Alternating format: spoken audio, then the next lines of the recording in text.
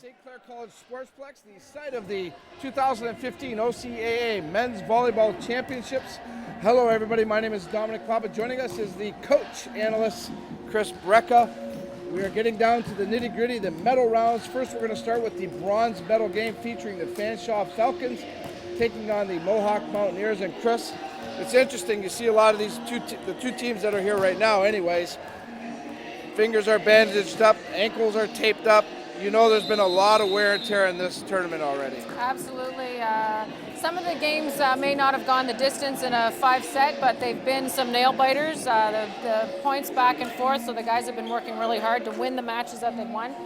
So yeah, I mean, it seems like it's been such a long tournament, and here we are, the final two matches. Game 11, and of course we've been here for all of them on WE TV. And let's go right to Mohawk right now, Chris, and talk about them. Obviously they came into this tournament as heavy favorites. They lost that first game, but they've battled back, and I guess the mentality there, Chris, you come into it, let's salvage something, a medal is important. I think they, and I think that's absolutely doable for them, and you can see it in the way that they've been playing. They're really putting the pedal to the metal. They really want to get things going. They're really relying on Charlie. He's a great right side player, and I'm sure we're going to see more of that because he is such a perennial. So. Yeah, you're speaking of Charlie Hancock, of course, who's been our player of the game a couple of times for the Mohawk team. On the other side of the court, you've got the Fanshawe Falcons. They have been really beat up, but they've toughed it out, Chris, and boy, if anything, characters come through for that club. That's true. The face of adversity, we were talking about that earlier. They lost their setter last point last night, rolled his ankle. So they've moved some players around, and you know, sometimes that forces the other players to step up a little bit to make the adjustment and make things fit nicely, and I think they're doing a great job of rallying around that. For any team at this point, Coach Breck, obviously physically it's a challenge to push yourself, but I would even say probably tougher mentally. I'm sure these guys are exhausted, you know, and you're right, it's not just a physical exhaustion. I mean, they've really been pushed to the limit, and they got to find it somewhere, dig deep. All right, well, we'll be checking in with you throughout the game. Right. We're going to take a quick time out here at the St. Clair College Sportsplex. When we come back, it's the bronze medal match between the Fanshawe Falcons and the Mohawk Mountaineers. You're watching OCAA Men's Volleyball on WE TV.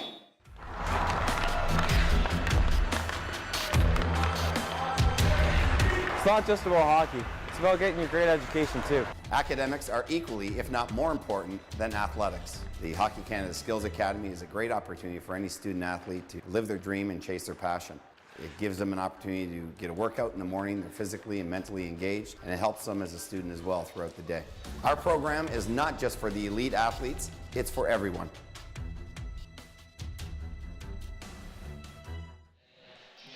Okay, welcome everyone to the St. Clair College Sportsplex. And Neil, after 2.5 days of great volleyball, it's medal time.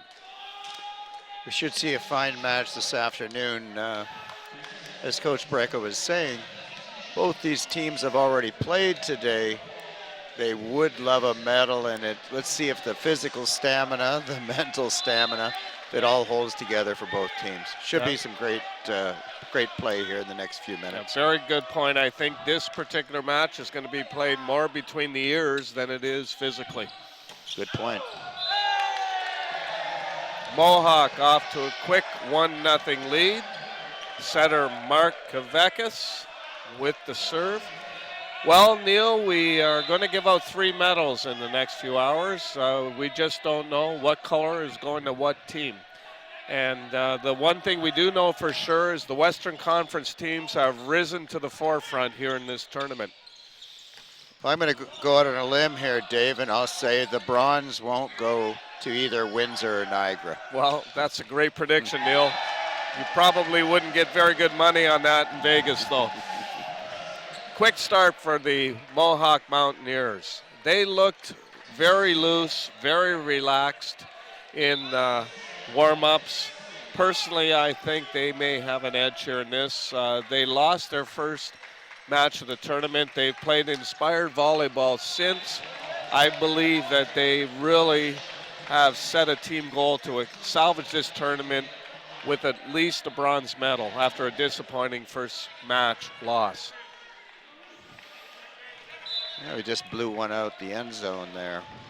Number 5, Kyle Weber, serving for the Fanshawe Falcons, who were equally impressive this morning in their bronze medal semifinal match. They handled the Sheridan Bruins quite easily, 3-0, and they did it with a different setter than they have been playing with for most of the season. Regular setter Jack Daly sprained his ankle last night. Mark Mumer, normally a middle hitter, came in and handled the setter's job quite capably. In fact, so capably, he received our Player of the Match award. Mark played very well this morning. There's the go-to man offensively for the Mohawk Mountaineers, number 11, Charlie Hancock. If you've been tuning in here on WeTV during this tournament, you've heard his name often. Had a nice hit a couple volleys ago. That was a good hit too, just a little out of bounds. Another fine outside hitter for the Mountaineers. Number 9, Trevor McLaughlin serving. Big block over on the right side by the Mountaineers, and they jump out quickly to a 5-1 lead. Coach Matthew Schnarr showing his bowling prowess there, getting rid of that ball to the ball system people. Bryce Marcuson and Charlie Hancock have been implementing that double block with great effectiveness. Yes, when you put a 7-2 middle and a 6-6 right side hitter side by side over here on the right side defense, it's a pretty difficult wall to get that ball through. And I think one of the keys for Fanshawe is they've got to go around those two because they're never going to go through them or over them. Good point. That ball was hit long by the captain for the Mountaineers, Adam Sheedle. I've seen a few balls so far. I think that's a little bit of the fatigue factor. The Mountaineers have had a pretty steady contingent of fans, I believe parents and relatives up in the stands here at St. Clair following them throughout the tournament, and that group is back again to watch this bronze medal match. We want to welcome anyone from the Hamilton area and Mohawk fans, students who may be tuning in to this webcast on WeTV, and also anyone in the London area who may be watching us today. Welcome, and we hope you enjoy the show.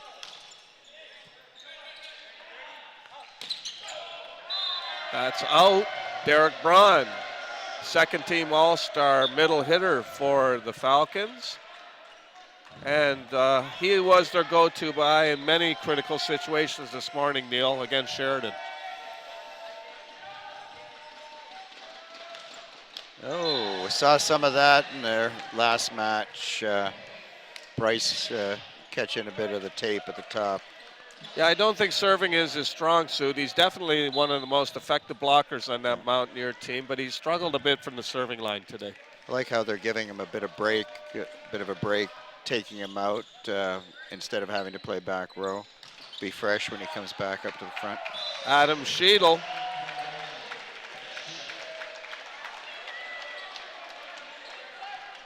That hit is awarded a touch. The Falcons appealing to the head referee, Mr. Paul Higgins, a local referee here, that perhaps it may have hit the antenna, but I don't think Mr. Higgins is going to have any of it, and I think rightfully so. Charlie Hancock back to serve. He's had a spectacular tournament. Something I noticed about him was his serves are as hard as his spikes, and very difficult for the receiving team to handle those. He's going to go again right now. He just gets up and hauls off. Then he floats one in for a little change of pace every once in a while. Little jousting on the net on that last point, won by the Mountaineers.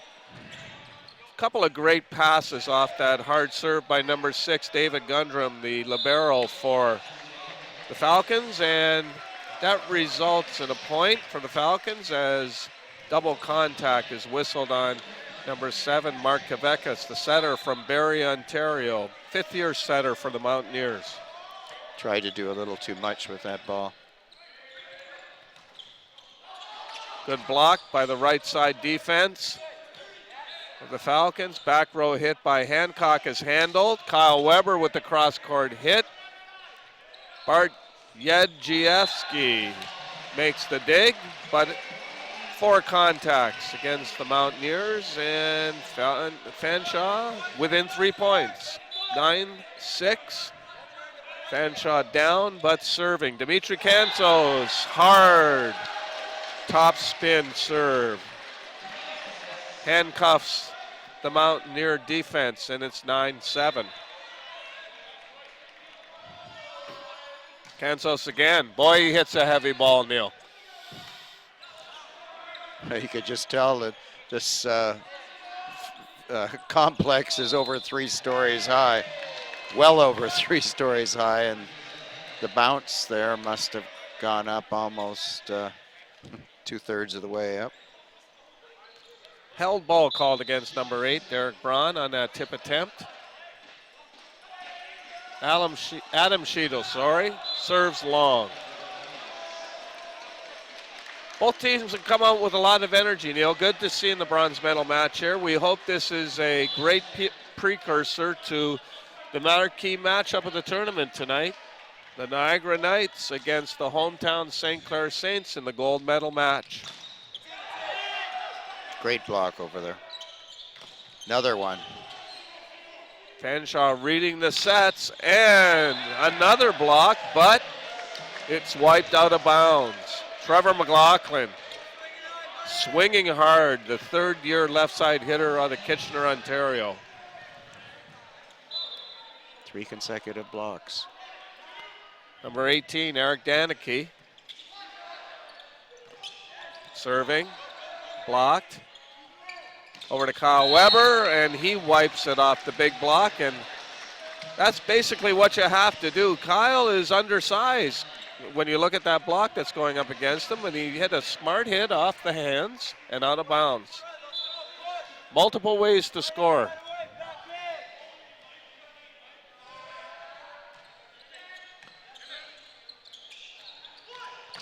Big hit. Trevor McLaughlin has come out on fire. I think we'll keep our eye on him this afternoon. He's played well in the last match, and he hit a monster shot right there. He may be picking up momentum as this day goes on. We might see the Mountaineers go to him more frequently. Back set, there they go. Back to him again, and he looks like he's warmed up already, Trevor McLaughlin. Stay with the hot hand, and he's in on the block too. But the block falls out of bounds. Point, Fanshawe Falcons. We are at 10, serving 12. Number 5, Kyle Weber of the Falcons steps back to the serving line. He's played great defense throughout this tournament, Neil, and I think that's the strong suit of his game. Good float serve, handcuffs Adam Sheetal. Captain to captain there on that serve. Out of bounds. It's a 1-point game. Coach Matthew Schnarr up to the sideline, trying to exhort his team to a better effort. We've had quite a few that have just missed the outline. Good serve. That died as it came over the net. He changed it up. They were sitting back on their feet and waiting for it, and it just, you're right, Dave, it just died as it came over the net. 12-12. And I have a feeling with these two teams, such quality, we might be saying tie many times this afternoon. Oh. Miss hit, Dimitri Kansos, no doubt, makes them pay. It was an ugly little free ball there. Oh, I hope he said thank you. That was served right up for him. Said hit me. But to his credit, he didn't try to over the power of the ball. He just knocked it down, scored the point. They're all over Hancock on that one. Blocked Falcons, and they've rattled off 4 quick points in a row to take the lead by 2. I think you get to know certain players and what their tendencies are, and you can almost expect certain plays to go to a certain player and just focus on them.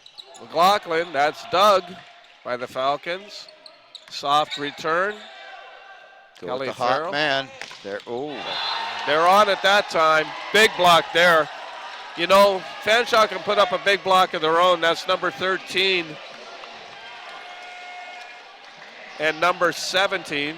Mike Burkett, 6'7". Dimitri Kantros, 6'5". It's a lot of height there on that block. I thought Burkett played really well this morning. He had some good shots and some good blocks. Yeah, I saw his first extensive action of the tournament this morning and didn't look out of place at all.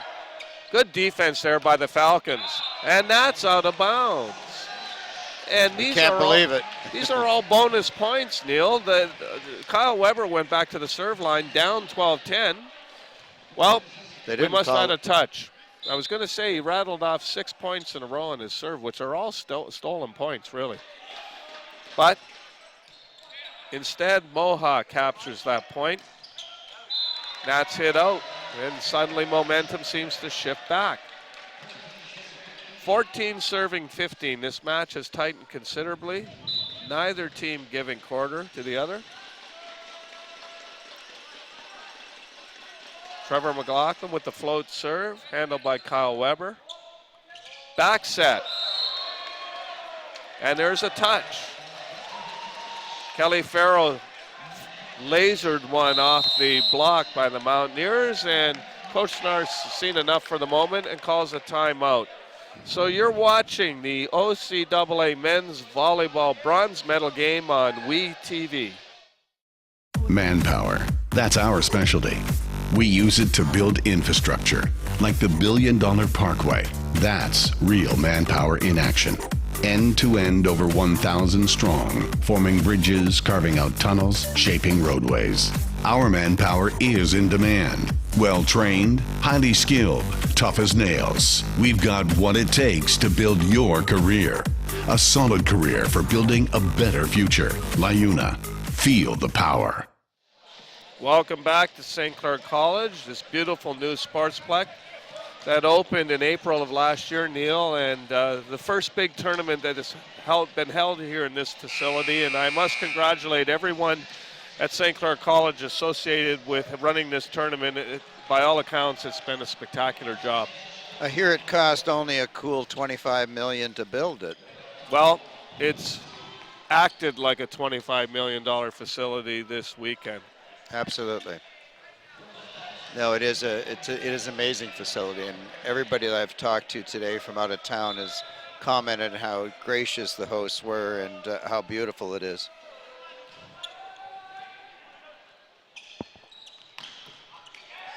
Hit out of bounds. Adam Sheedle. As expected, coming out of a timeout.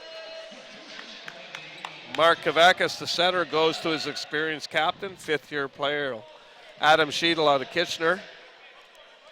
Seems when Sheedle gets hot, the whole team gets hot. He had some monsters earlier today. Number 2 in Ben Tonin, the serve for the Mountaineers. That's whistled double contact by head referee Paul Higgins. They tried to cut that really tight. Mr. Higgins signaling he wants those substitutions made a little quicker. Ben Tonin serving again. Tough to handle, but smart set there by Mark Mumer. And he uses his big middle, Derek Braun, to side out the Mohawk Mountaineers. Kelly Farrell back. Yeah, Derek went up for that and could see the whole lane where it was open and pummeled it. Tough pass to handle, but interference. Interference on the set attempt. The setter of the Mountaineers, Mark Kavakis, has every right to try to set that ball, but the Falcons reached across the net and interfered with that set attempt, so they lose the point. Charlie Hancock finds that deep corner. I think I heard someone say ace. He does have a powerful serve. Mohawk, 1 point lead, 18-17. Mark Mumer with the set, half hit by Dimitri Kantros. There we go to Sheedle again. It's picked up by Kelly Farrell. There's a harder hit by Kansos. That's what we're used to seeing from him. He has gotten his money's worth for most of this tournament. He swings hard. A lot of power behind that arm. His serves are just as powerful, comparable to... He doesn't have that prototypical volleyball body that you expect, Neil, but no, he doesn't. I'll tell you, he's got really quick arm speed. Powerful young man. Fanshawe back out in front, 19-18. Good serve again, overpass. Kyle Weber tries the dump, doesn't work. Gundrum in to take it. Derek Braun finds the floor. Despite the effort by Bart Jedrzejewski, and I'm hoping I'm getting that name right. I see it as Jedrzejewski, and we'll call him Bart. From now on, we're calling him Bart. 5'10" libero from Hamilton. Another quick point, and suddenly Fanshawe's on a roll. 21-18. Ball was just floating up there, and Kyle Weber took a swing at it and put her down. Yeah, they've come on. Mohawk. Lucky break off the tape there for Kansos. Back set to the money man, and he cashes in. That's why he's the money man, Dave. Back row attack. Came out of nowhere. Do you think he's ever played in Folsom Prison? Oh. Cha-ching. Cash. Toes to the net. It's still alive. The Mountaineers. Trying little tips. Oh, what a great dig in the back row there by Kelly Farrell. Quick reaction to that McLaughlin rocket. Derek Braun. Smart hitting out of the middle by that young man so far in this match. He's not trying to overpower the ball, and he's finding all the holes in the Mountaineer defense so far. Well, Mohawk just gave them a couple free, and I understand the strategy of just putting it over and try put it down the line, but they were waiting for it, and then it becomes very easy, bump it up, and someone smack it. Serving substitution here, number 1, Ryan Daly in, first-year player out of North Bay, Ontario. He's actually the brother of the injured setter, Jack Daly.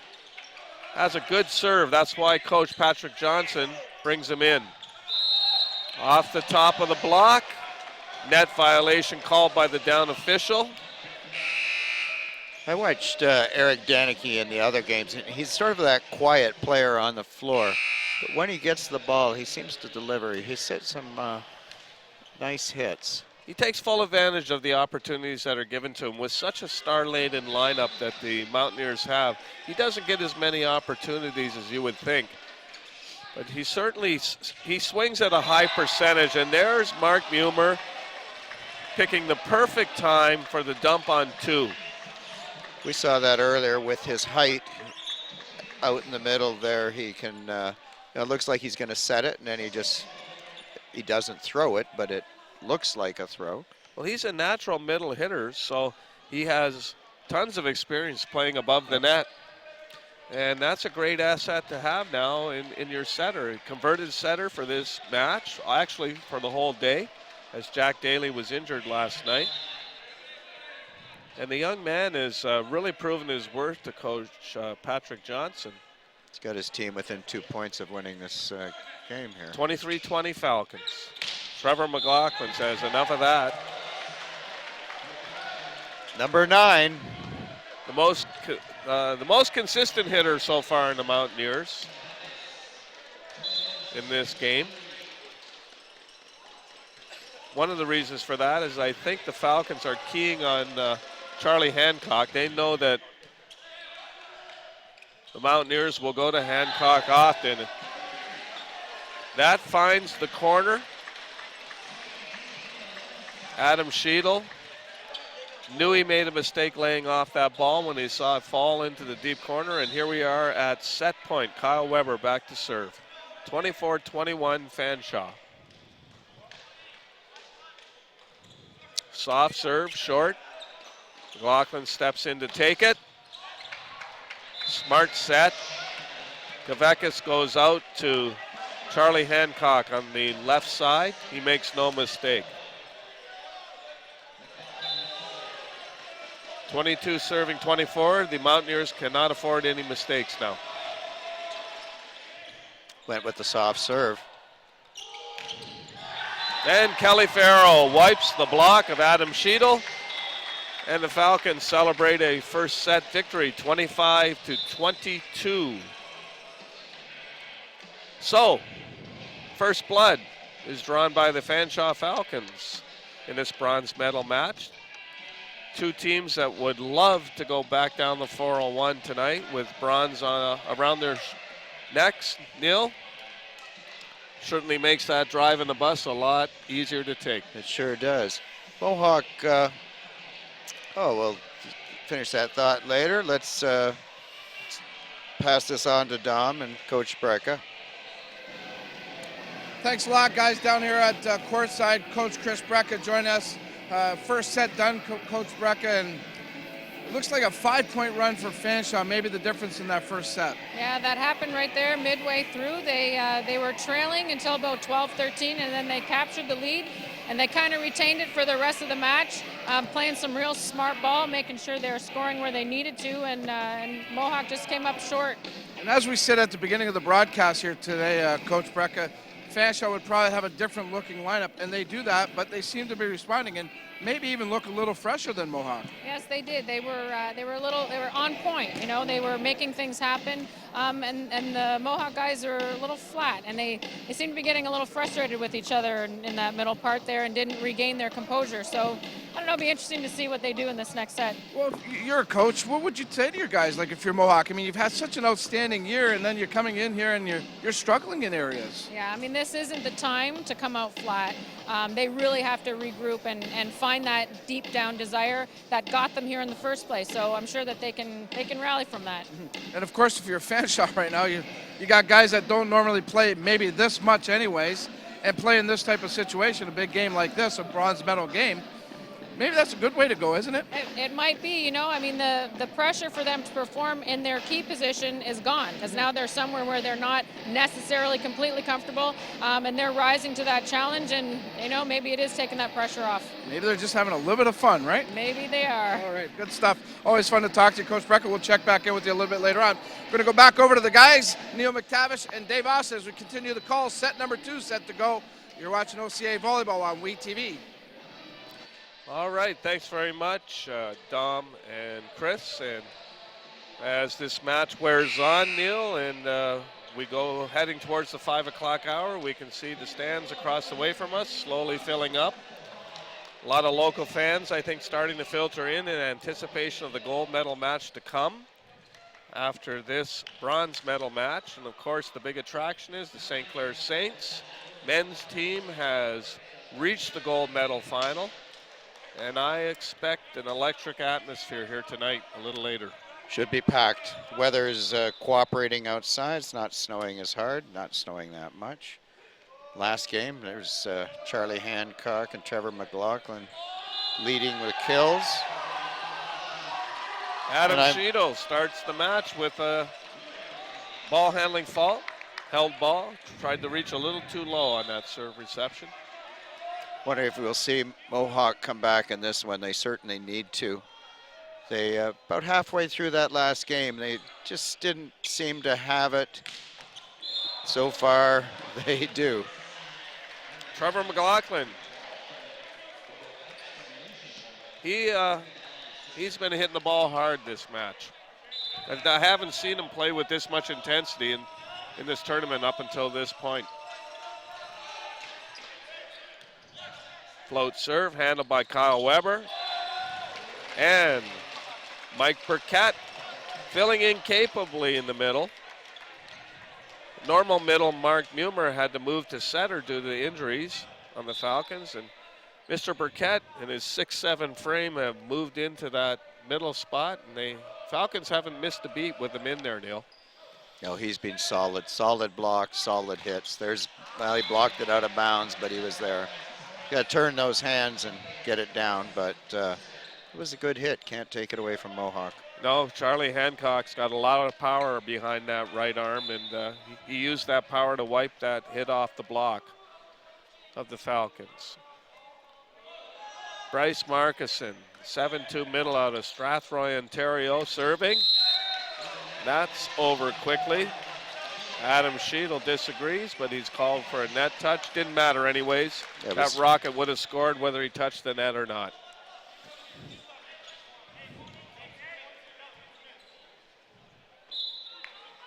Yeah, Bryce Markison just watched it go by. Couldn't even make a move on it.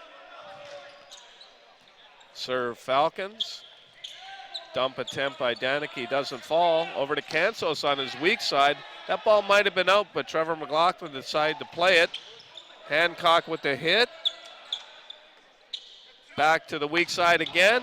Another one. McLaughlin makes the dig. Sheedle picks up the dump attempt. Free ball given up by the Mountaineers. Mumer quickly to the set, and Hancock with a big-time block off the tip attempt of Kelly Farrell. Mohawk was picking up the ball at that back line. There was a couple that looked like they probably would have gone out, but at this level and for what's at stake, you have to take that ball, try and pick it up, and they were successful. 3-3.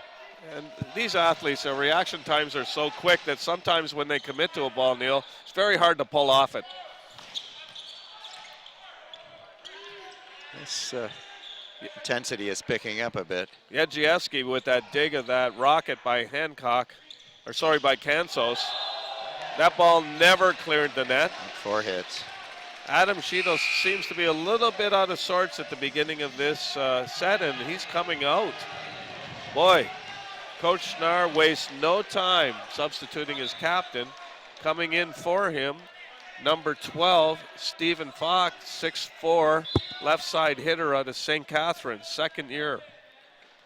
I'll give him a little break to shake it off. He'll be back in pretty soon, I think. Well, Adam Sheedle is in many ways the fiery leader of the Mohawk team. He's their 5th-year player as well, so he's expected to show leadership. And there's been a couple times in this tournament where Coach Schnarr has had to pull Adam aside and say, look, playing with just a little bit too much emotion.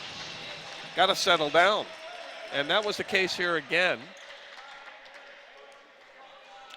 If you start, if you kick that emotion up too high, you start blowing that ball out of bounds and into the net and everywhere you don't want to go. And as Coach Brecka mentioned in her analysis of the first set, the key was the Falcons took about a 5-point run on the Mountaineers, and Mountaineers don't want to see a repetition of that in this set.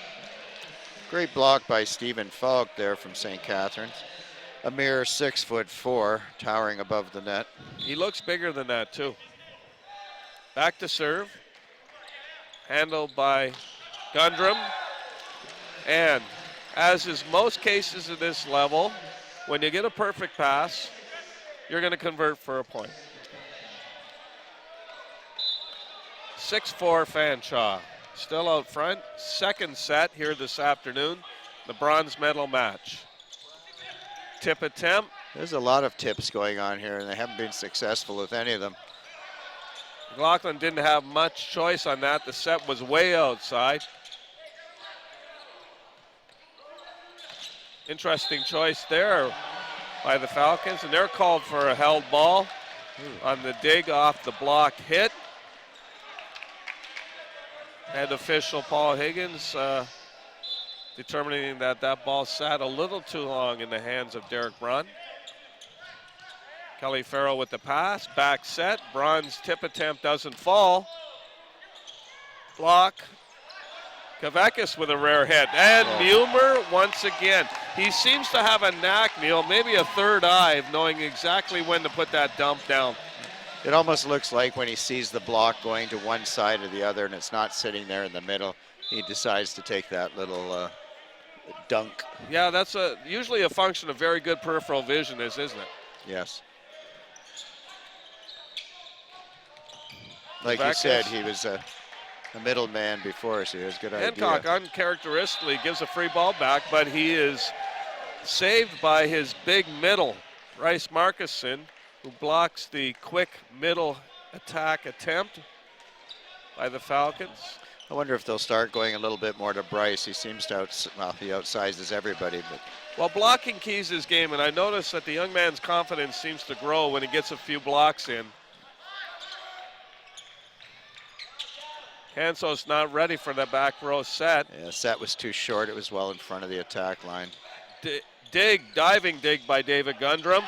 And his teammates convert. Kyle Weber with a smart roll shot cross court. 8 serving 6, and the Fanshawe Falcons refuse to surrender the lead, don't they, Neil? They're hanging tough. Mohawk comes back, gets a point, gives it up. Fanshawe with an 8-6 lead. Mark Mumer with the float serve. Nice back set to Trevor McLaughlin, and he rewards his setter's choice with a hard cross-court hit. Just looking at them dive and go for the ball. Nobody's taking this game lightly. They're putting out 120%. Love to see the support the Falcons showed their teammate too on that dig attempt. They all went over there, helped him off the floor, said, okay, let's get the next one. Kyle Weber, good pass. Not a very good set there. Outside the antenna. One of the few mistakes Mark Mumer has made today. Too tight, too far outside. Nothing Kyle Weber could do with that. 8-8. Have ourselves a new ball game, temporarily. Trevor McLaughlin to serve. Good hard float. Mumer outside to Kelly Farrell. That's picked up by McLaughlin. Charlie Hancock's attempt hand fall, but the Falcons cannot convert. Cansos made a great dig on that Charlie Hancock rocket. Charlie hit it well enough. They threw the defenders off balance and couldn't make the play after that.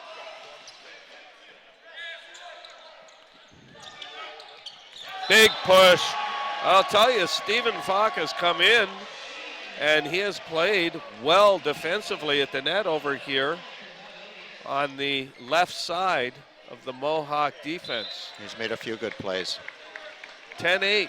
That set sort of jammed Kyle Weber up at the net. Couldn't do much with it. Big dig by Bart, as we want to call him, Neil. Kyle Weber's blocked again. Falk and Marcuson, and I think Falk got most of that one. It's like twin towers there, Dave.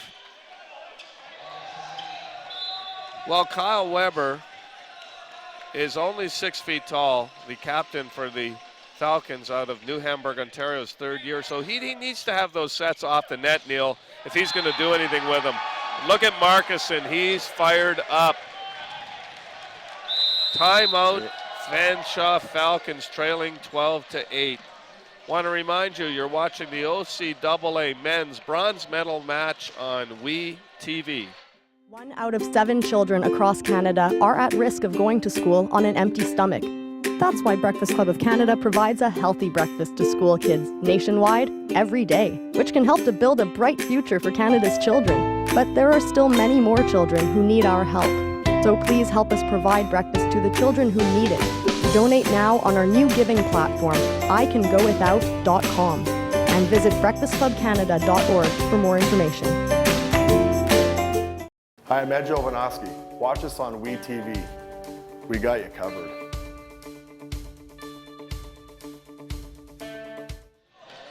Here we are back at the St. Clair College Sportsplex, deep into the bronze medal match between the Mohawk Mountaineers and the Fanshawe Falcons. And Mohawk's just gone on a quick spurt, Neil, to go up by 4 points at 12-8. I keep watching to see if there's any fatigue factor showing, but these are all young men. Adrenaline's carrying them, I think, through this game, and both teams are really putting forth their best efforts. That being said, I think on the bus rides home tonight, Neil, there'll be lots of ice out on shoulders and knees. And they'll all be asleep. Well, Mark Mumer, who we've been singing the praises of for his efforts as setter today in an emergency situation, really, it's just gone through a stretch where 3 or 4 of his sets have just not been where they should be. He needs to shake that off and get back on course. Fanshawe's to do well. There he goes, nice quick set. Quick set to Burkett, but The Mohawk defense picks it up, and that is in. Charlie Hancock took a little bit off that hit. Just goes to show you don't have to hit it hard every time to score. Trevor McLaughlin, number 9, on a big run back here at the serve line, Neil. It was nice and low over the net. Bart. Well, Mr. Falk comes in and he's saying, first action of the tournament, and great to see him come off the bench and play at such a high level. He's still got it. His springs are still greased at his knees there. He hasn't worn them down. But number 7, Grant Ward, 6'3", outside hitter from London, Ontario. In his second year comes in for Kelly Farrell. His coach Patrick Johnson of the Falcons is trying anything now to see if he can get the momentum back from the Mountaineers. Stop, Markuson, big reach. Kyle Weber makes a great play, but he gets no help from teammate Dimitri Kansos, who finds the bottom of the net with that back row attack. And again, Coach Patrick Johnson, he's not going to waste any of those timeouts, Neil. He goes right to the timeout again. All right, you're watching OCAA men's bronze medal action on we-tv.ca. I'm Joe Quenville, coach of the Chicago Blackhawks and a proud graduate of FJ Brennan High. I can remember fondly my 5 great years at Brennan. It seems like just yesterday that we're there. A lot of great life lessons that I learned along the way, particularly from my teachers in the Catholic program. I want to wish everybody there good luck and look forward to being a proud graduate and being a proud Cardinal going on here in Chicago.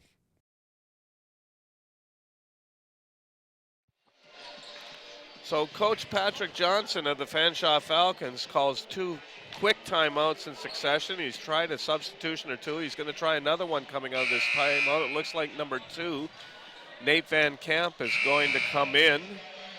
Right side hitter, left-hander.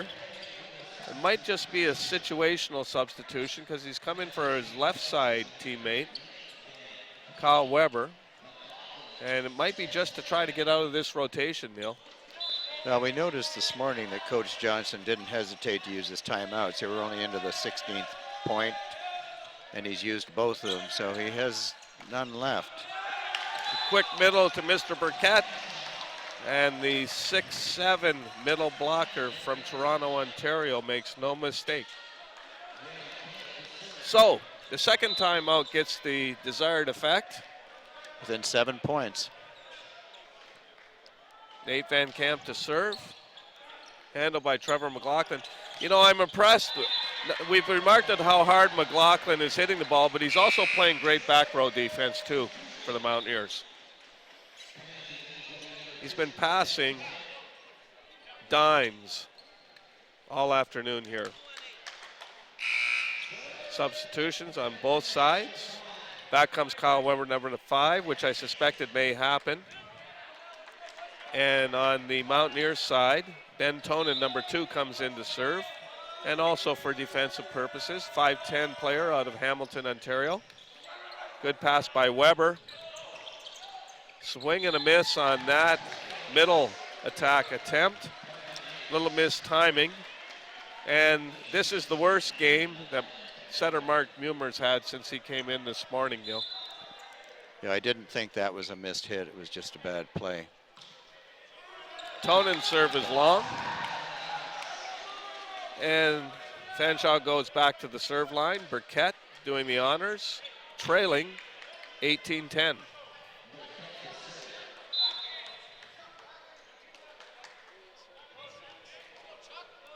Burkett takes his time, sends a hard float in. McLaughlin again making a great dig. That is out of bounds off the block.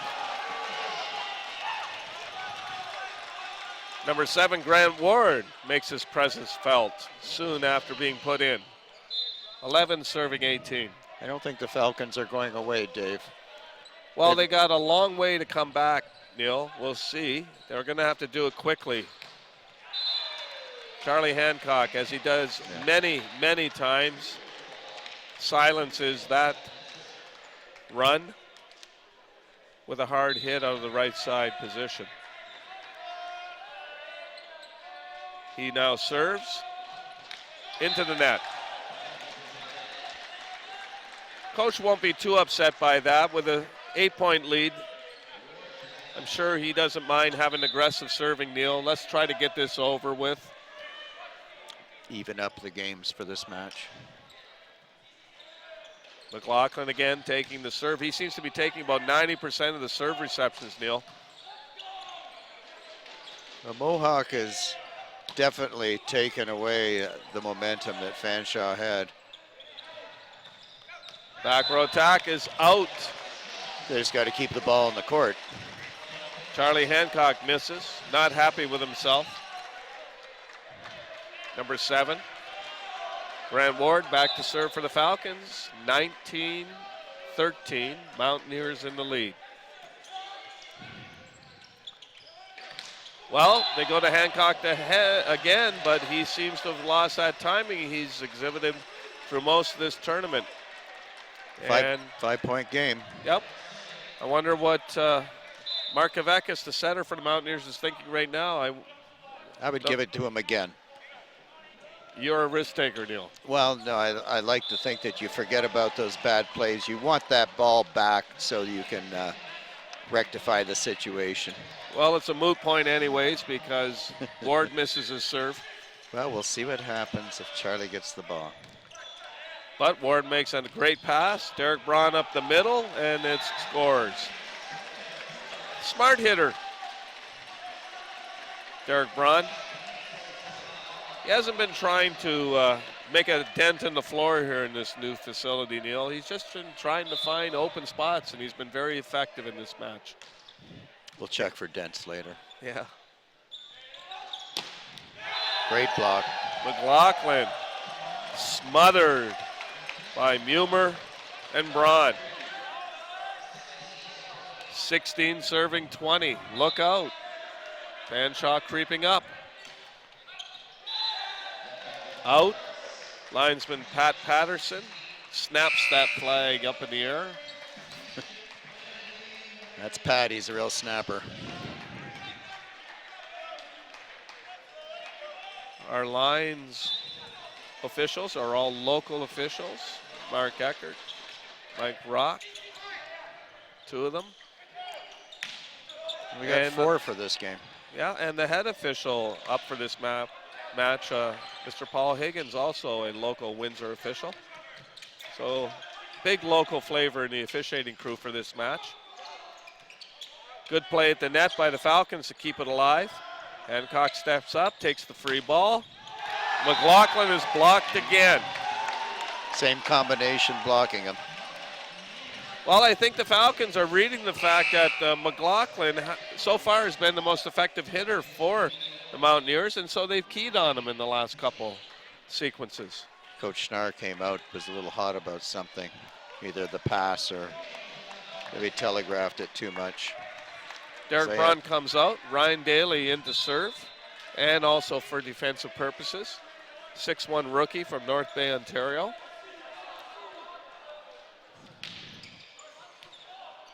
And he gets a free point. That's a steal, Neil. You don't see many of those at this level. Just a bad reception, bad pass. It's called a shank in volleyball jargon. What's it called in golf, Dave? It's called the same thing in golf, and I'm very familiar with it. Had to bring it up, Shankopotamus. Now I'll be thinking of it all next week on my trip to Florida, Neil. Thanks. McLaughlin powers it through the block attempt. Quiets the Fanshawe supporters in the crowd. 22-18. Mountaineers cling to a 4-point lead, and they really haven't been seriously threatened since they opened up that 7-point lead, Neil. No, they look like they've been in control. Got back on track after giving up a couple points. Kavakis, wow, what a hard serve. Barely cleared the net, straight down. But it's handled cleanly by the Fanshawe Falcons, and Kyle Weber, the captain for the Falcons. Coach Schnarr still has timeouts. My bet is he'll be using one of those. I think if it gets much closer, you could be right, Neil. On the next point, maybe. You've been a prophet most of the morning. That's what they pay me the big bucks for, Dave. McLaughlin's attempt dug by David Gundrum. What a great little libero he's been in this tournament.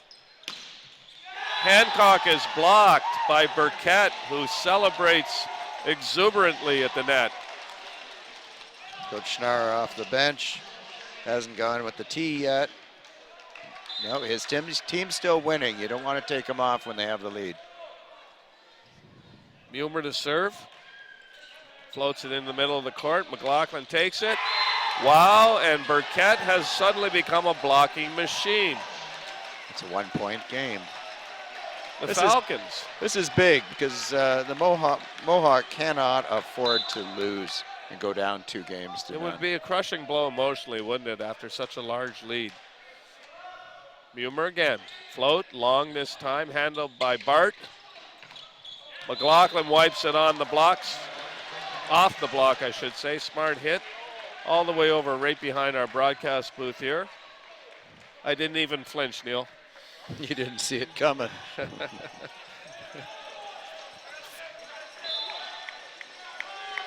Well, here's the rotation that they scored their big run on early in the set.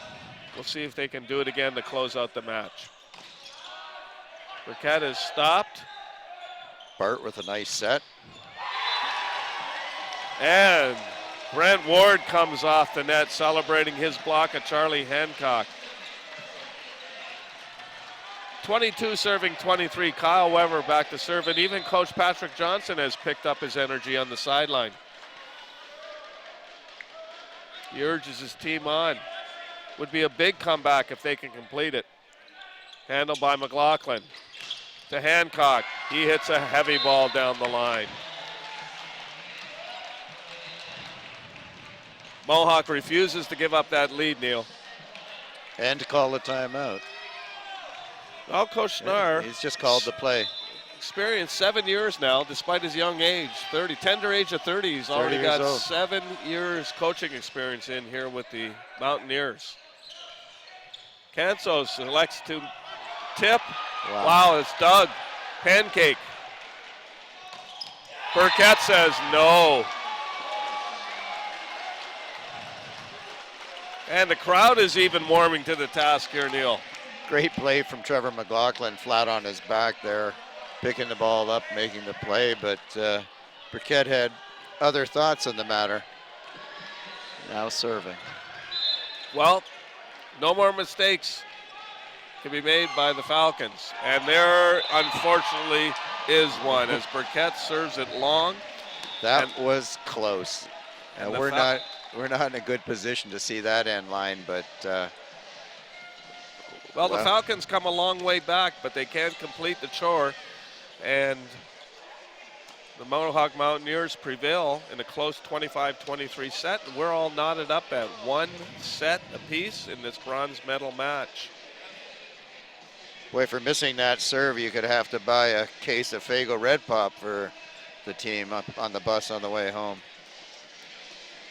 Well, we're going to send it over to Dominic Papa on the sideline now for another interview. Thanks a lot, guys, down here at courtside. Of course, we've been talking about the wear and tear on all of these athletes throughout the weekend. Brittany Glenn is the athletic therapist for the Mohawk Mountaineers. And Brittany, what's it been like for you? I mean, your job is to keep these guys healthy and on the court. Yeah, it's quite taxing. I mean, having this many games back-to-back all in one weekend, right? I mean, we do as much as we can to help them get through, but it takes a lot on their own shoulders, right? Icing and foam rolling and preparing for games. I would just like to note that I'm not an athletic therapist, though. Okay. Okay, but you do help with that. Yes. I'm the osteopath of the Mohawk team, and they've been doing their best to stay together, right, in one piece all weekend. Okay. What's it like? I mean, how busy are you after a game? I guess that's when you really step in and really get at it. Yeah. We set up the table, and we try to get through as many people as we can, and obviously before the games as well, we're working on all the injuries throughout the season. Yeah.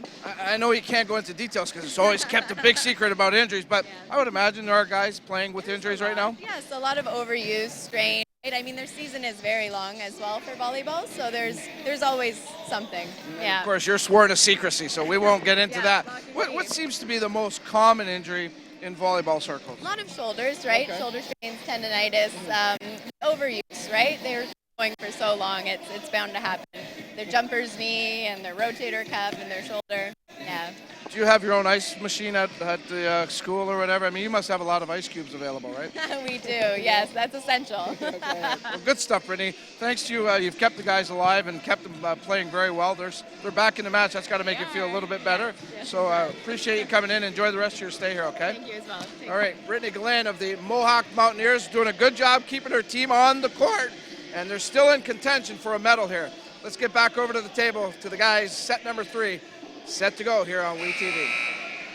Well, Dominic, we could Neil and I can certainly identify with Brittany's observations there as longtime volleyball players who still enjoy playing the game. We've paid the price in shoulders and knees, haven't we, Neil? Except we're 40 years older. We have our own ice machine. Installed at the house. We don't use it to, never mind. The game is wonderful to watch and great to play, but it does get hard on the shoulder, does get hard on the knees, and in my particular case as well, ankles. Yeah. You know, you see Kyle Weber and quite a few digs in that last game. He's played wonderful defense throughout the tournament. Trevor McLaughlin, Charlie Hancock still lead with kills.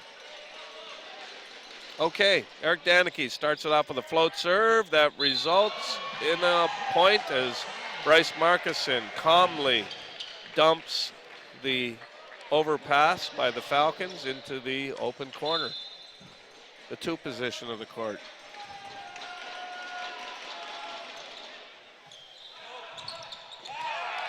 And again, Danicke.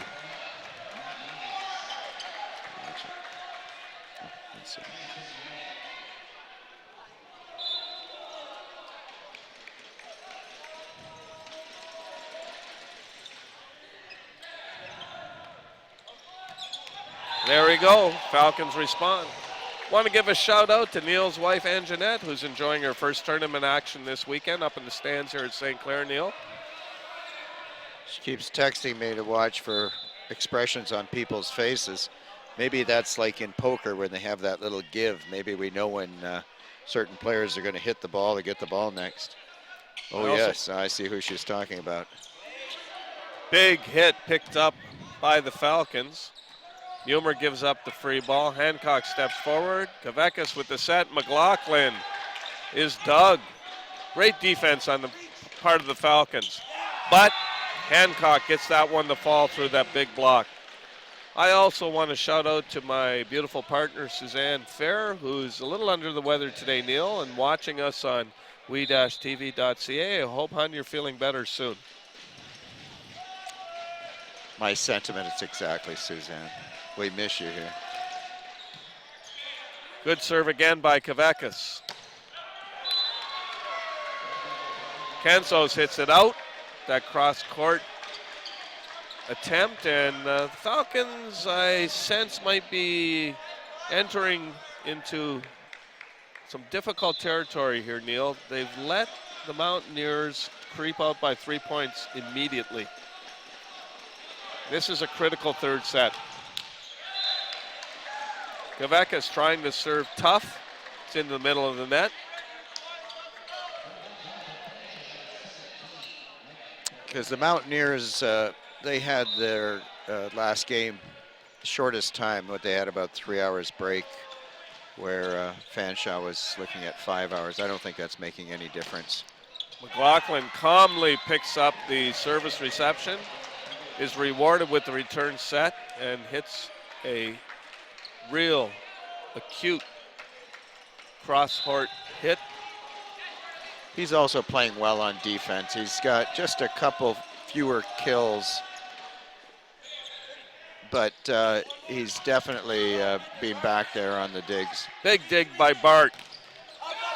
Hancock is blocked, but Markison stuck on arm out and picked it up the block attempt. Mumer's set to Farrell.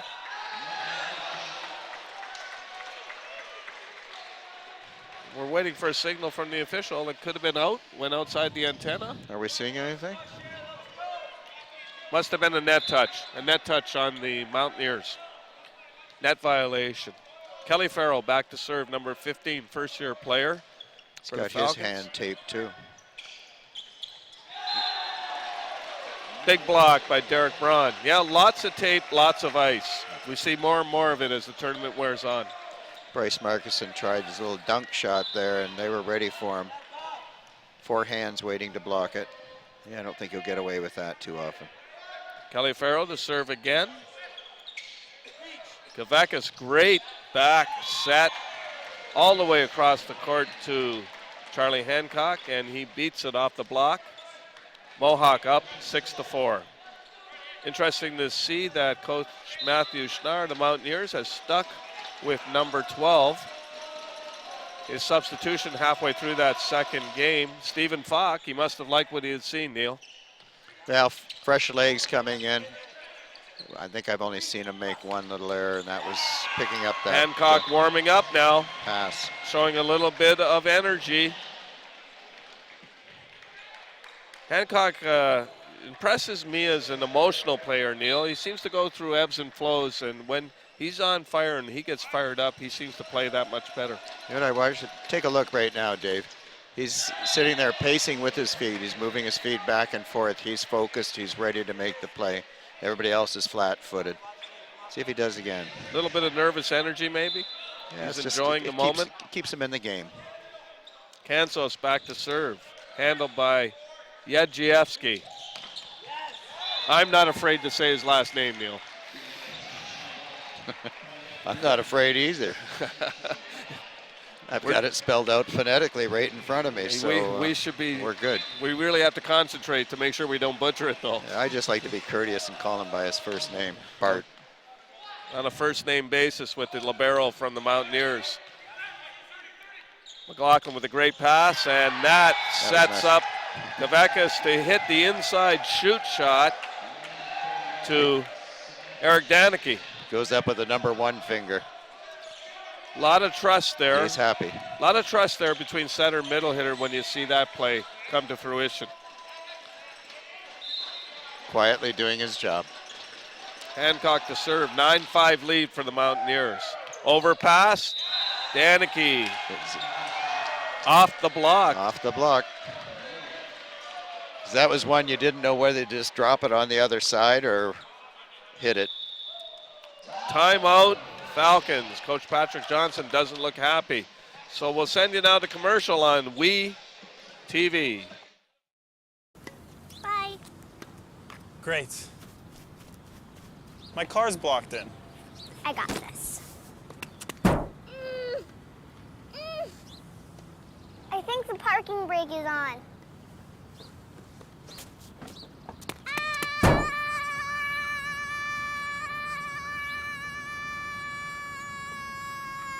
Geez, what's in this thing? Rocks?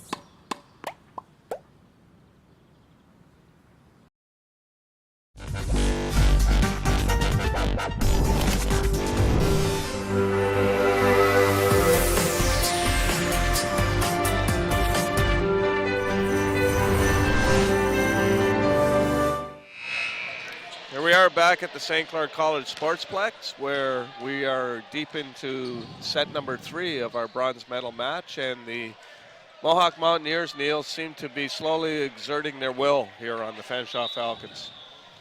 They're a little taller team. They seem to be holding out under the strain very well, mentally and physically. Some little debate here with Fanshawe. Coach Schnarr, the Mountaineers, I think, made a very, very key substitution halfway through that second set when he took out his captain, Adam Sheedle, and brought in number 12, Grant Falk. And Mr. Falk has played Stephen Falk. He has played very, very well ever since, given the Mountaineers a bit of a lift over on that left side. Fresh legs, as he said. Yes. Linesmen are having to make a lot of calls with his deflected balls.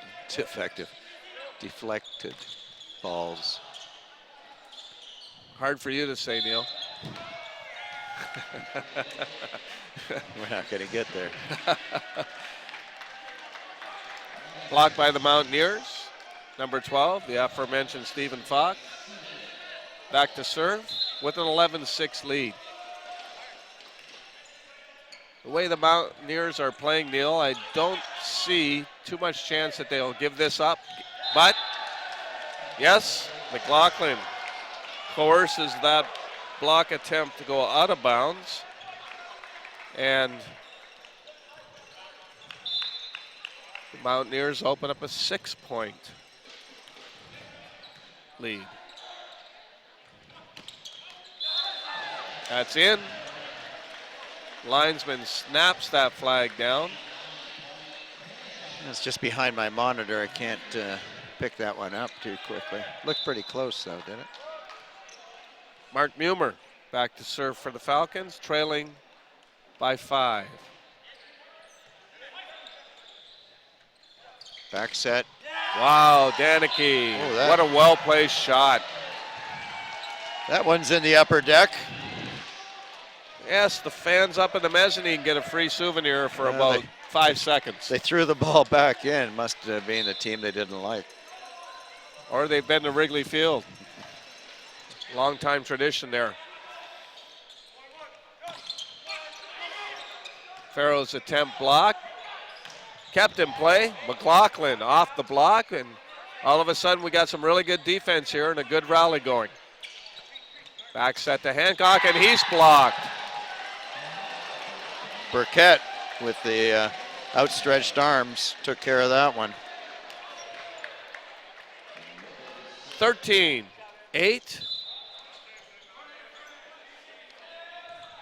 As number 5, Kyle Weber, goes back to serve for the Falcons. McLaughlin again easily handles that. Back to him, and he scores. He has been the quiet, dependable, ticking machine. Are you saying it's about to go off? No, I'm saying he's like clockwork out there for them. Okay. Very dependable. The battery's fully charged. He's played very well, and you're right, he has been probably the most consistent player. Out of bounds. Hancock signals that he did not touch that. Rolled off the top of the tape and out. And Coach Patrick Johnson goes to the bench again, brings out his big hitter, Dimitri Kansos, and inserts number 7, Grant Ward again, his second appearance of the match. Played well, I thought, in the second set in his limited action. Kavakis into the net. He serves tough. Therefore, his serve percentage is not the highest, Neil. No, this is the last 2 in a row that he's missed. You got to be careful. You're only up 6 points. 15-9. Again, Ryan Daly in to serve for the Falcons. See if he can get something going. Put the Mountaineers back on their heels. That's called a held ball by head official Paul Higgins, and rightly so. Trevor McLaughlin going down a little too far and held that ball and lifted it upwards.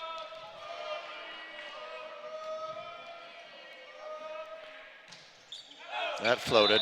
That's out. Little too much steam behind that one. That ball never turned over at all. It just kept rising. Substitution. Burkett comes back in. Ryan Daly out, and then Burkett, formality, comes back out for the libero, David Gundrum. Trevor McLaughlin to serve. He served quite well today as well. He's played the full game, the total game today, Neil. Been impressed with his efforts. Hancock, high ball. Tried to Doug. put that down the line. Yep, but Gundrum was right there. Battle of the liberos here right now as they pick up ball after ball. Nice little rally going on right now. Stephen Falk a little too exuberant with that hit. His body was contorted way out of position, and that ball goes long and wide. Yeah, he wasn't happy with that one. Besides being psychic, Dave, I can read lips too. Well, Coach Schnarr of the Mountaineers is putting a lot of miles back and forth between the bench, and he's going to have to get some ice after this match is over too, Neil. I think so. Tends to be a little more active than Coach Patrick Johnson on the Falcons sideline. Substitution coming now. As we've seen many times in the tournament, Ben Tonin, number 2, comes in to serve for Bryce Markison. The big middle hitter, tallest player in the tournament at 7'2". Young man has everybody looking up to him. Out of Strathroy, Ontario. It's a little outside London. A little mistiming there, and that's unfortunately the side effect of what often happens when you bring in a new setter. Timeout Falcons. So you're watching OCAA bronze medal action on WE-TV. Original youth have a desire to create, learn, grow. No computer, no future. One laptop, one child at a time, one simple gesture. Give a kid a chance. Let's help give them the tools to succeed. Let's buy a child a laptop. Do yourself a favor, go online, check it out. I got a laptop! Find out how you can help. Visit the website today.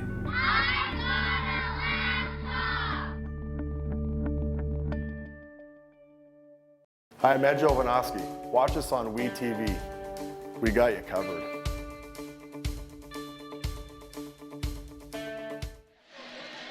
Well, I think, Neil, the Fanshawe Falcons are in a position where they have to try to manufacture a rally coming from behind like they did in the second set. You're right, Dave, when you say manufacture, because they're going to have to try and make something happen. Mohawk's been steady this whole game. They're not about to let Fanshawe go on a run. I don't know whether Fanshawe has the engines for it, but not to say anybody's quitting. Well, we're going to see. Ben Tonin puts the serve in. Braun with the hit. It's dug up by McLaughlin. Running a mile to go get that one. Went all the way to the stands. I guess I should say kilometer, being here in Canada, Neil. Yes. But for those people that are listening that don't really know where Windsor is, we're just, from where we're sitting, we're about 5 minutes into Detroit, crossing the Ambassador Bridge. Yes, it snows here too. So we'll use both standards of measurement. Yeah, because we're old and we've used both in our lifetimes. Charlie Hancock with a smart tip wipe off the Fanshawe block. 19-11, and this one's quickly getting it away from the Falcons. Yes. Tonin with the pass, a little bit tight to the net. Hancock fixes it. Grant Ward with a big hit, and McLaughlin there to dig it again. He's playing really good defense, and he's there to dig the block again. Ward. Got it. Oh, he got it, but not so, says head official Paul Higgins. That was down. So for the moment, the Falcons stem the tide. That was quite a long run by the Mountaineers. They're up 7 now, 19-12. Fanshawe serving and desperately in need of some points here. McLaughlin with the pass. We said that a lot today. And Hancock finishes. Touch. Although the ball was ruled out, there's a touch on the block. 20 serving 12. Number 11, Charlie Hancock, back to serve. That's quite a big lead at this time of the game, especially if you have Hancock up there serving.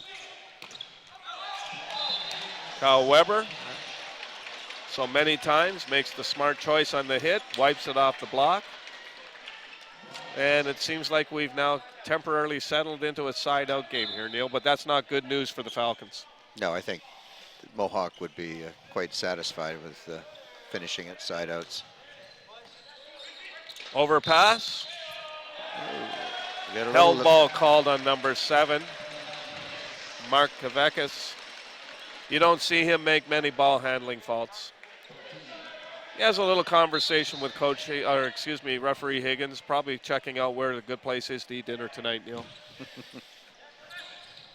You insinuating that referee Higgins knows all the good spots to eat dinner in Windsor? He may not. I'm not insinuating anything, but seemed to be some pleasantries exchanged there, and it was all in good fun because there were smiles on both faces. I've run into him at a restaurant or two. All right, 21-14. The Mountaineers keep that 7-point advantage. That was a rocket serve. It sure was. That might be the hardest serve of the game right there. Unfortunately, it didn't result in a point for Mohawk. And the game, as we pointed out, and Dominic Papa's pointed out, and a lot of our analysts have pointed out throughout the tournament, it came from a player who's just playing his first match of the tournament. He's fresh. And you can really see the difference in the power that he's able to generate and the energy he's able to generate. He's playing with a little bit more spring to his step than most of the other players on the floor. Danicke with a smart hit. Markinson will be coming back in for Ben Tonin. That's a trade-off in height right there. 5'10" out, 7'2" in. A bonus. But 5'10" jumps 2 feet. No, it is quite a trade-off. Little more speed on defense, replaced by the monster. Not a good serve from Danicke. Results in side out to the Falcons, but they're still down 6 and in desperate need of points. Back to Hancock. Nobody home. Great choice by Mark Kvekis, the setter. Experienced fifth-year setter for the Mountaineers. He hails from Barrie, Ontario, his last year of eligibility, so this will be his final match of his college career. I'm sure he'd like nothing better than to leave with a bronze medal.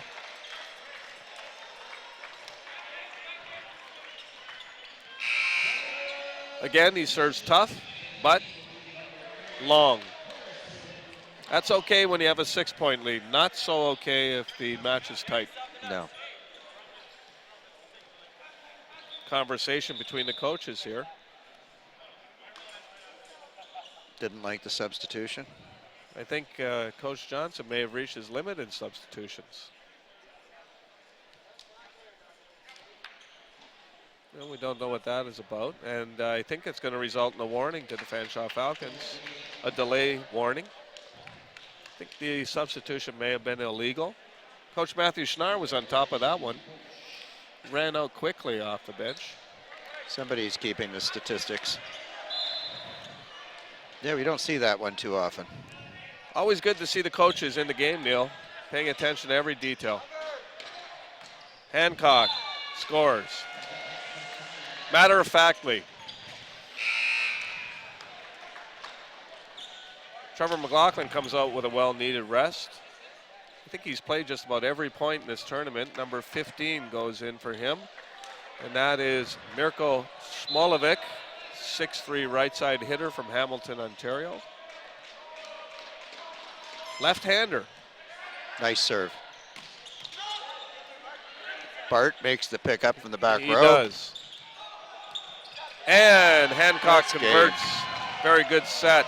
And that's the end of set number 3. The Mohawk Mountaineers victorious by a score 25-17.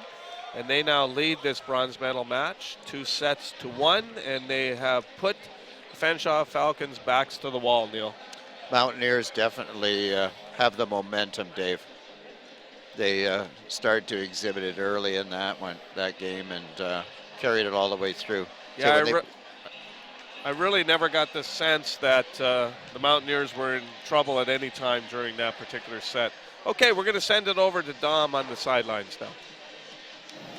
Thanks a lot, guys, down here at court level. Of course, we're going to a 4th set between Mohawk and Fanshawe. Coach Chris Brecka joins us, and lots changed since that first set, Chris. Yes, not only the momentum, but certainly the play of Mohawk. Well, I think, you know what, they're showing you why they were the #1 seed coming in here in the first place, and they finally are, you know, getting things together, making it happen. But like you said, the momentum, they're taking it and running with it, making it really difficult for Fanshawe to take a step back into this game. But, I mean, we know it changed from the first game, so. Yeah, they've come back and won 2 straight sets here, now lead 2-1. A set away from winning a bronze medal, I should say. Coach Schnarr, one thing he's done all this week, and he's been pretty consistent. He hasn't tinkered too much with his lineup. He's going with his go-to guys. Yeah, he's pretty, I mean, he's solid, right? And the guys are performing, so I think he's probably going to continue with that. I mean, the guys, they got to want it. I mean, it's right there. They're ready to go. One more set. Yeah, one more set, and this is where I guess you're pulling out the reserve tank and seeing what you got left there. Even these guys have played a lot of volleyball in a short period of time. Fanshawe looks a little bit, I want to say, deflated right now, Chris, and the challenge there for the coach there, basically get these guys up off the ground. How tough? Well, again, we've been talking about the fellas that are in different positions, and you know what? I mean, mentally, you're changing gears at this tournament, and they were holding their own for that, a certain amount of time, and I don't know, maybe they just don't have enough left to recapture that, but I mean, they're seasoned players. They should be able to do something. Yep.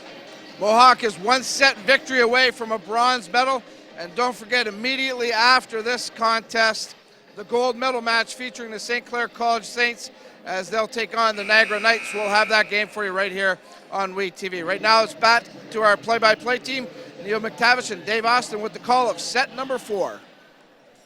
Yes, Dom, every moment that passes here at this beautiful St. Clair College Sportsplex, more green and gold attire seems to filter its way into the gym. Right, Neil? I think so, Dave. Just looking at the statistics here. Trevor McLaughlin, the digs, it stands out. Bart, equal number. Those the defense is being super and then setting up the big hits.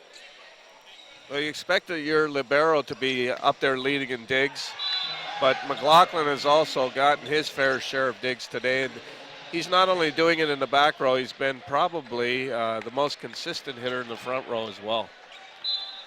1-0, Mountaineers jump out quickly. Yeah, Charlie Hancock had 18 kills in that last game. Trevor McLaughlin 10, but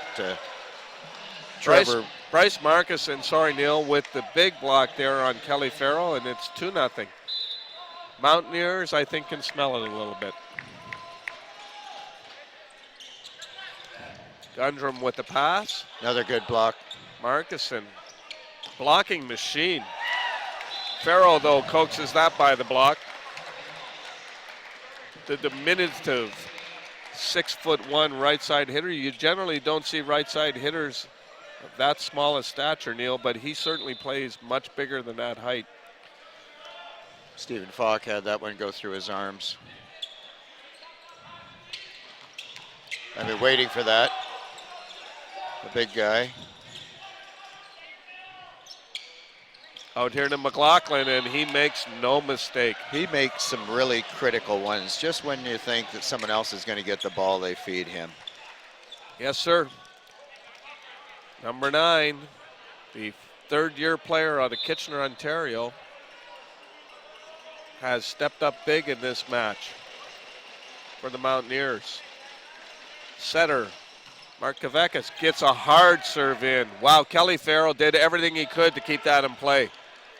Off the block, Mountaineers to Hancock. Dump attempt doesn't fool David Gundrum. Mountaineers getting their hands on everything at the net now. Oh, goes in off his face. Kelly Farrell couldn't get out of the way in time. That ball was going out too. It was unfortunate for the young man, but he had committed to making the dig, and as he tried to get out of the way, he caught it right in the face. Sort of like face rings a bell. I think I can read M-I-K-A-S-A backwards on his forehead right now, Neil. It's there. Off the tape, fortunate bounce for Mark Kavekis, and that hard, aggressive serve that he's known for is helping him right now. Quick timeout by Patrick Johnson, and we are watching OCAA Volleyball on WE TV.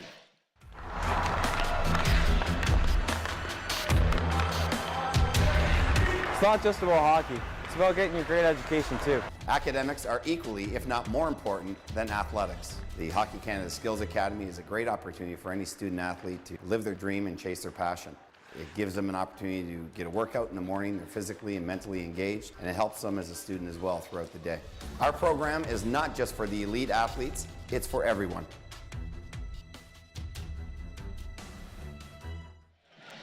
Yeah, of course, Neil, we want to thank the Windsor-Essex Catholic District School Board, one of our sponsors here during the tournament, for sponsoring the player of the game, who you and I will select at the end of this match. And also we want to thank our friends at Pizza King, who regularly supply the crew with their delicious pizza whenever we get a break, which during this tournament have been few and far between. We've been pretty busy, and the whole crew has been very busy and done such a great job from top to bottom. I'm still pizza-less, Dave. Well, the crew gets to it pretty quickly, Neil. You got to be fast. Okay. I think I'll just leave this position, go up there now, wait. 5 serving 1. Coach Patrick Johnson, in his second year with the Fanshawe Falcons, sensed that this might be getting away just a little too quickly and went right to the timeout, 6 points in. And you don't like to do it, but sometimes you have no choice. No, they have to stop this advance by Mohawk. Farrell gets out of the way just in time. Kind of a late call from his teammates, but he managed to avoid that long serve. Yeah, it looks like it was going to hit him. 2 serving 5 is big Mark Burkett, 6'7" out of Toronto, Ontario. Back to the serve line. Float. McLaughlin. Oh, that'll be out. That was retrieved legally by number 2, Nate Van Camp. Well done. Again, McLaughlin, but this time it's out of bounds. And that, folks, is a legal play now in volleyball. You can retrieve a ball over on the other side of the opponent's court as long as it remains outside the antenna and you get to it outside the antenna. And you must bring it back outside the antenna. Well executed, perfectly. So outside the antenna is a key in that whole play. Looking for an interference call, but they're not going to get it.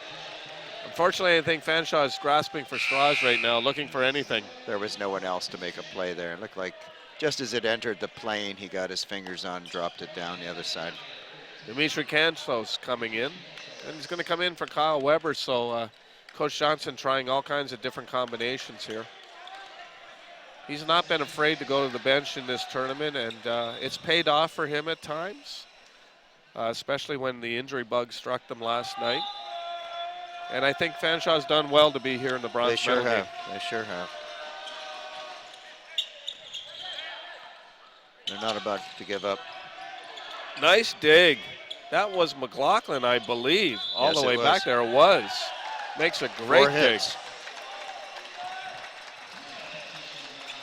Well, the theme of the tournament, Neil, has been the dominance of the Western Conference teams.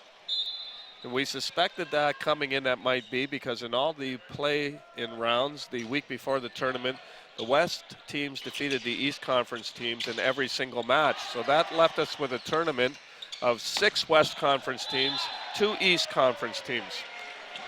So we knew that might be a factor, and it did play out. Unfortunately for the Durham Lords and the Fleming Knights, they did not win a single match in this tournament. So here we are with 4 Western Conference teams remaining, 2 of them playing for the bronze and 2 of them playing for the gold right after this match. Don't leave out the silver there. Nobody's playing for the silver. Well, you don't want to play. You're not playing for the silver. No, you're guaranteed it. That's a good point.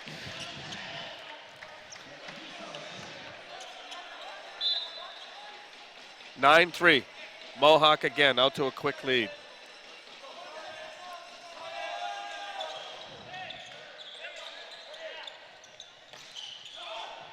Oh, what a dig.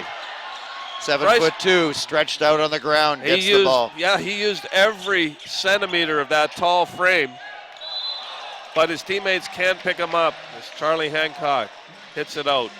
He got up fast. I was surprised, a guy that size. Of course, he gets to go sit down for a few. He just got a hug going over to the bench. I love what I see from the Falcons, though, Neil. They are still playing with a lot of heart and a lot of intensity. Can't say the same for every team. Sometimes when they get eliminated from gold medal contention, it's hard to keep that intensity, lose a little bit of interest. I think we saw a little bit of that from the Humber squad earlier today. They didn't really seem like they wanted to be here playing for the bronze. They were obviously disappointed after losing an emotional match last night to the host St. Clair College Saints. Yeah, the mental part, I think they were missing. And that's tough, because you said they played quite a match last night, and to come back early this morning, I heard some people say they didn't get into bed till well after midnight, and then they have to be up playing at ungodly hours in the morning. Well, we won't accuse the Fanshawe Falcons of the same, because they are still playing with lots of energy. Mark Mumer called for the net violation there, number 16. Some close calls by the referees. Not that they're wrong, but they've had to be on their toes to make those calls. These officials are trained to eye that top tape, and they're doing a good job of it here. Hancock to serve, handled by Kansos. Mumer with the set. Dundrum has to give up the free ball. Danicke, hard hit, off the block and out. He's a strong young lad, number 18. Middle hitter out of Kitchener, Ontario. Few Kitchener natives on this Mohawk team. I count 4 of them, Neil. Yeah, it's just a quick drive. Over through Cambridge, up the mountain. I wonder why they go there instead of Conestoga, though. Conestoga's in the Kitchener area, is it not? Yes, it is, right on the 401. Never known to have a strong volleyball program, though, so that maybe could be that's something why. to do with it. Whereas Mohawk has a very, very strong tradition in volleyball. In fact, they have medaled every single year in this tournament since 2010, and I'm sure that was one of the things that Coach Schnarr pointed out to them pregame. I don't think they want that string broken. No, and they're playing like they don't want it broken. 6-point lead. It's getting to be a factor. Number 12, Stephen Falk. Farrell with a hard hit, and it's a net touch. Kavakis grabs the net to indicate to the officials that he totally agrees. He was all over the tape. Well, the Mountaineers would be more than happy just to play side-out volleyball now the rest of the way. Still a little early to be thinking about that. It is. Don't want that mindset. But the fact is, that's all they have to do, but they don't do it right there. Hancock is wide with that hit down the line. And Coach Schnarr comes out, exhorts his team. He says, look, let's settle down. Let's play solid volleyball. He's an emotional coach, Neil. Likes to move from the seat to the sideline. And when he does, I think the team senses he has something to say. Yes. Danicke steadies the ship. He's well involved with his team. Talking to them all the time. Interesting, by my calculation, by my math, Neil, he started coaching here when he was 23 years old, quite a young age. Think he was a libero, Dave? No, he's when he started his coaching career. I'm guessing he must have played the game. I'm guessing since it takes a great amount of knowledge and smarts to be a coach that he was a setter, Neil. You could see that one coming, couldn't you? I got a friend who has some good setter jokes. Yes. He'll be back from Mexico soon. I wonder if Bob Harper's looking in on from Mexico here today. No. He's probably playing volleyball on the beach with a cold one next to him. Yes, I'm envious of that. Timeout, and we are now going to commercial on we-tv.ca.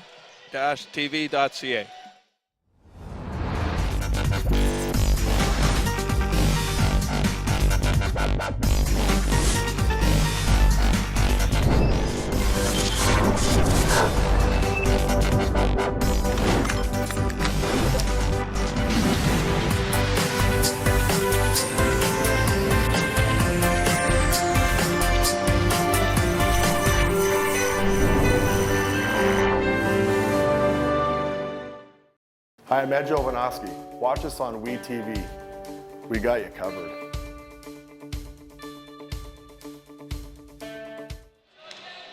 So here we are back at the St. Clair College Sportsplex. Bronze medal match this Sunday afternoon, late Sunday afternoon now, as we are nearing the time for the gold medal match to follow this excellent display of volleyball here. Substitution for the Falcons. Number 7, Grant Ward, comes in for Nate Van Kemp. See some of the St. Clair Saints on the track up above, already starting to loosen up. Schedule time is 6 o'clock. I think we'll probably be a little later than that. And we see the fans loosening up their vocal cords too, Neil. And filling the stands. Big pickup right there. Double contact called on the setter, Mark Kavekis, and you don't see that too often. He usually handles the ball very cleanly. He knew it. Kelly Farrell back to serve. The Falcons in tough, trailing 2-1 and 9 serving 15 in this particular set here. And there it is again. We've said it a lot. Trevor McLaughlin, great hit. He's had his rhythm today. Playing fantastic offensively and defensively. Well-rounded. Fans pouring in through the doors now, Neil. The stands are filling up quickly. Kavekis into the middle of the net. The executives suite is filling up too. I hope they're saving us some food up there. Well, I hope our fans who may be tuning in from London and from Hamilton are enjoying this match. We're proud to bring it to you. Let your friends know about we-tv.ca. Streaming live sporting events in the Windsor area, all over the world. Hard to believe. Don't forget Essex County, Dave. You city boys have a tendency to forget us out there. I said local. I include Essex County in that. Could have been talking about Detroit. 17-10. Number 9, Trevor McLaughlin, who in our estimation has had a wonderful match to this point. Back to serve. He hasn't made many mistakes at all, Neil. No. Offensively, defensively, from the serve line. Net touch violation. And that's usually a sign of fatigue, Neil. We've seen a lot of them in this match, and generally that means our blockers are getting tired. Coming down on top of that tape.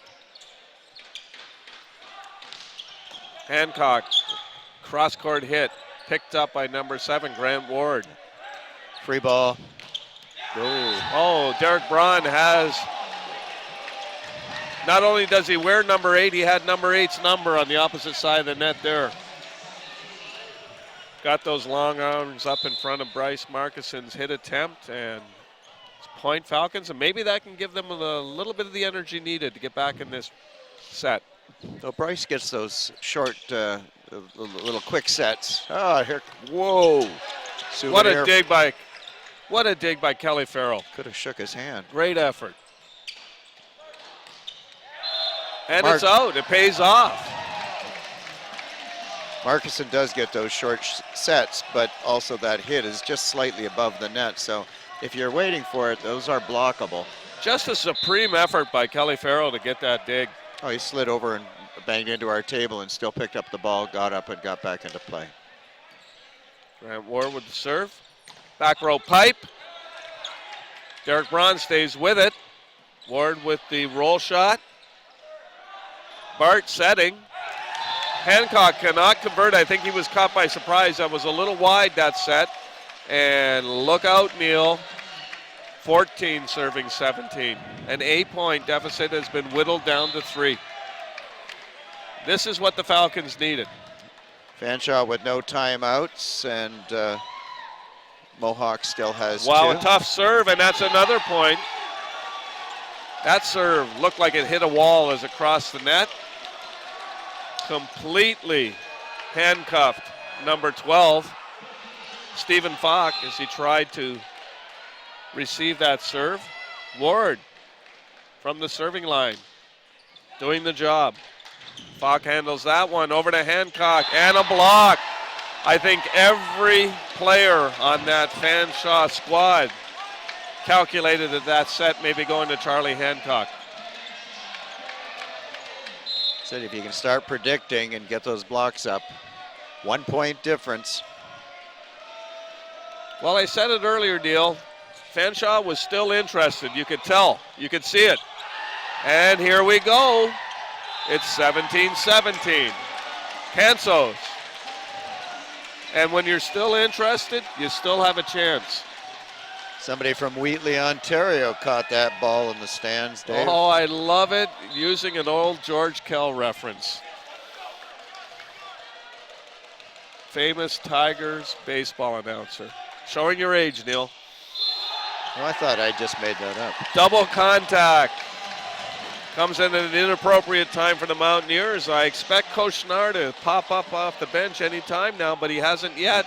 This has been a long run for the Falcons. They now lead 18-17. Those gentlemen are excited. You can just see it. What a wonderful game volleyball is. These momentum shifts can really... And there's another one. Stephen Falk. Coach Schnarr gets up off the bench, exhorts his team, says it's about time. Let's go. Yeah. Little exciting change of events there. 18-18. Ben Tonin comes in to serve. Got to be a good one. He does. Handled by David Gundrum. Out to Cansos, wide. He's got to be careful he doesn't get too excited here. This is a real important time of the game. Crunch time, 19-18. The Mohawk Mountaineers clinging to a 1 point lead. An 8 point lead has evaporated just in the last few minutes. Braun blocked. Outside to Cansos. No! That doesn't even clear the net. Nope, that got below the tape there. Good call by... And the fans are warming to the task too. As the local fans fill this place, they're enjoying this display of volleyball from these two fine teams. Tonin, handled by Gundrum. Back row attack. Wow, Grant Ward. Boy, that was close. They call that a back row attack. Unfortunate for the young man. His foot must have come over the attack line. It was. He was just getting a toe on because we're sitting right at the attack line, and I saw a little blur out of the corner of my eye, and yeah, he slid his foot across that before making the play. Big point. That elicits a substitution. Nate Van Kamp comes in for Grant. Set. Derek Braun. He's had a great game, too, for the Falcons. He's been very consistent offensively. Yeah, another one that's quietly been doing his job. Anchoring that middle. Cansos lets off a little bit on the top spin serve. Over to Hancock. He grimaces and swings hard. At this point, these guys can figure not many swings left. No. They know that a few points down the road, ice is waiting.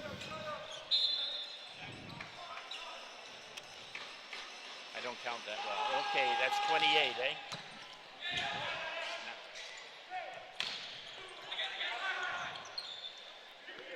Farrell off the block, handled by McLaughlin calmly, and look at that pass. Oh. And that results in a point. And that's what Trevor McLaughlin has done the whole match, Neil. So we're just 9. He's not only contributed, okay, to the offense, but he's calmly played that back row defense like a champ. Yes, he has.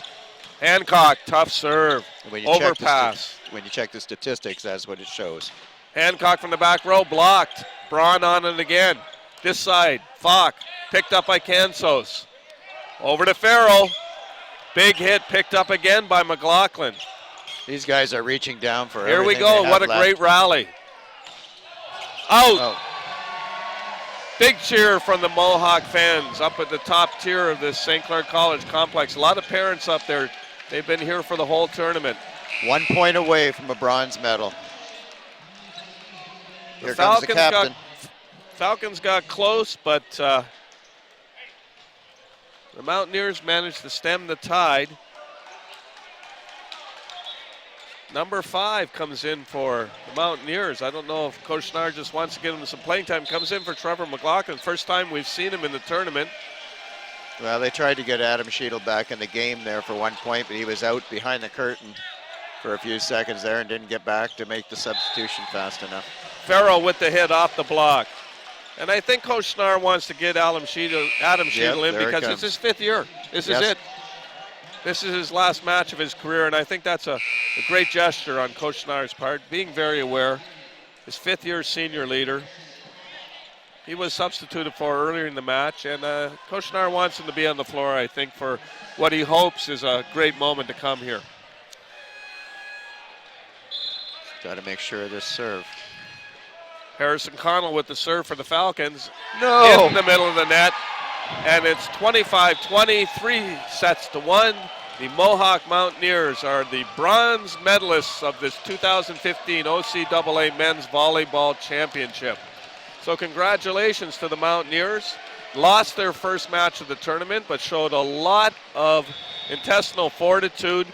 Came back and played solid volleyball for the rest of the tournament, and they will take the bronze medal home to the Mountain City, Hamilton, Ontario. Congratulations. Would you say how many straight years medaling? Well, they've medaled every year since 2010, so the streak continues, and they have, as we noted earlier, a relatively young roster. I anticipate they'll be back just as strong again next year. The traditional handshake at the net. In a couple of moments, the opposing coach's choices for player of the game will be announced, and then we will have our own Windsor-Essex Catholic District School Board Player of the Game interview. That player chosen by Neil and myself, and we pretty much had a solid agreement on who that should be, and you'll find out about that in a couple of minutes. We had a hunch who it might be too. Yes. A little earlier. Mohawk players obviously very happy. You can see some pleased grins on their faces as they come through the handshake at the net. A lot of hugs. And, you know, it's a great disappointment to lose your first match of the tournament, especially when you come in with such high hopes, only one regular season loss. But that shows just how good this team is to overcome that and come back to win the bronze. So Neil, thanks very much. We'll send it over to Dominic Papa. Match has been completed. Mohawk wins 3-1 over the Fanshawe Falcons. Chris Brecka. Also joining us is our Windsor-Essex Catholic District School Board Player of the Game, Trevor McLaughlin of the Mohawk Mountaineers. Congratulations. Thank you. I know gold was the goal coming here, but to salvage it with the bronze, what's that mean to you, Trevor? It means a lot. You know, a lot of guys on our team are leaving, so we really wanted to make something out of the season, walk away with something, even though it wasn't gold, which is everybody's goal to get here. So everyone just bought into the system, and we just rebounded great and came out with a W. And when did you feel the turn in this match? Did you? It was probably the wake-up call against Fleming. You know, we didn't really play our best. It wasn't characteristic. We came out slow. We realized, you know, if we want something salvageable out of this trip, we need to pick it up. And then we found out we were playing Humber. You know, us and Humber went back and forth all year, and we really wanted to send the message that, you know, we're still one of the top teams in this province, and so that was really cool. Well, you seemed really composed today as a unit, a very solid performance. And did you feel that you were in control? Oh, totally. You know, they really fought back on a lot of our leads, but, you know, we just kept calm and just remembered our training from the year and just kept it together at the end. How tough physically was this game to play, Trevor? It was tougher than usual. You know, you're not used to playing early in the morning and then, you know, only a couple hours breaks to get warmed up again. So it was pretty hard to get used to, but I thought we did pretty well. With all that's said and done now, how would you evaluate the year for the Mohawk Mountaineers if you had to put a grade on it? A+. You know, again, we wanted gold, but it was a great group of guys. We had a great year. You can't really complain about it. I could agree with you on that 100%. I'll let you join your teammates. You're going to go grab your medal. Congratulations. Thanks for doing this with us, Trevor, and have a great offseason. Thank you. Well done, Trevor. our Windsor Essex Catholic District School Board Player of the Game. Classy young man again, Chris. Yes, aren't they all? Again, Yeah, I'm very fabulous. impressed with the student athletes of the OCAA volleyball ranks. Very impressive, very well spoken, and just really, you know what? They get it, I think. I think so. They're all team players. Yeah. They all speak highly of the guys they're playing with. They got a lot of support, and they're sharing it. It's nice. Of course, they can now feel a sense of accomplishment with that bronze medal, and they salvaged the weekend here. Absolutely. Yeah, I think they're making up for it, right? I think they had their hearts broken a little bit on that first day, and but they've proved to us, in this match that they deserve to be up there, and to get a medal, it's a great accomplishment. Yeah, and they certainly are one of the top teams in Ontario. There's no question about it. A quality group there. So that's going to be the story here. Mohawk wins the bronze medal, 3-1 over Fanshawe. In about 25 minutes, we will come back here live to the St. Clair College Sportsplex. St. Clair College Saints will be playing for a gold medal. Their opponent will be the Niagara Knights. Chris Brecka will be on hand with us to break it down for you. Also, we'll have all of the call of the game with Dave Austin and Neil McTavish for you. So it's going to be exciting. Take a break, grab a bite to eat, and then get back on Week TV and take in all the action of the gold medal game. Chris, thanks again for all your help. Thanks. Thank you to everybody at Week TV for all their great efforts. Also, our play-by-play team, Dave Austin and Neil McTavish.